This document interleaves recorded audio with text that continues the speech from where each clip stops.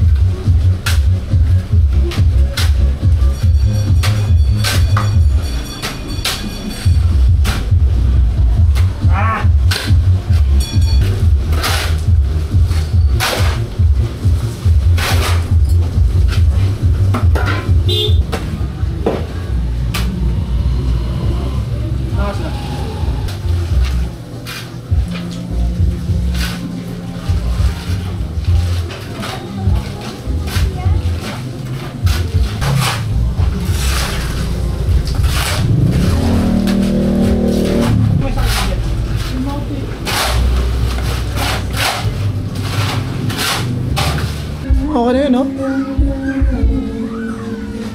Okay na yun. Siguro pag medyo busy-busy na ako sa... Kumbaga medyo busy-busy. Pag sobrang busy ko na talaga sa school works, hindi na ako makapag-film. Pero I doubt na hindi ako makapag-film. Pero pag nangyari yun, siguro motovlogs like this na muna lang. Kikwento ako ng nangyayari sa buhay ko habang papasok sa school or pauwi, kasi ito yung available time eh. Ito yung available na oras para gumawa ng ganito. At least productive pa rin ako kahit bumabiyahe. TIP. Actually sa TIP ako dapat mag-aaral pero hindi dito. TIP Manila. Like nagpa-reserve na kami ng slot para sa civil engineering. Nagbayad na ako ng 2,000 pesos. Tapos nag-email si RTU. Sabi ni RTU, ay, dito ka na pumasok. Dito ka na pasok. Hindi ko agad hindi ako pumasa sa interview, pero nag-email pa rin. Siguro sobrang kulang ng CE nila that time, kaya binigyan ako ng chance kahit nabagsak ako sa initial interview. Hindi pala initial, isa lang pala yung interview.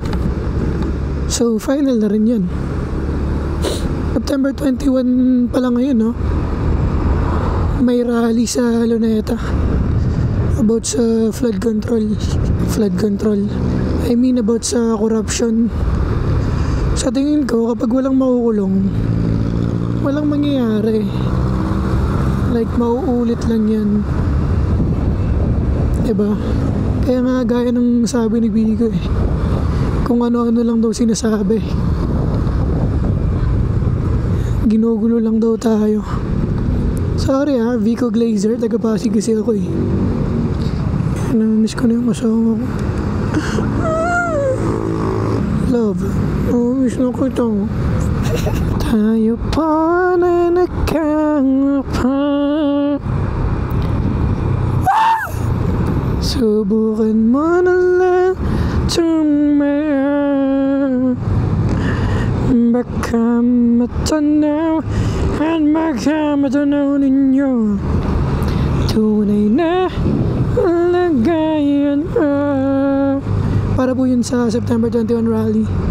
Opo, meron man ng malaking nabakuran, manayar pinapaligiran ng mga mamaling sasakyan. Walang traffic yung C5 linggo pa lang ngayon.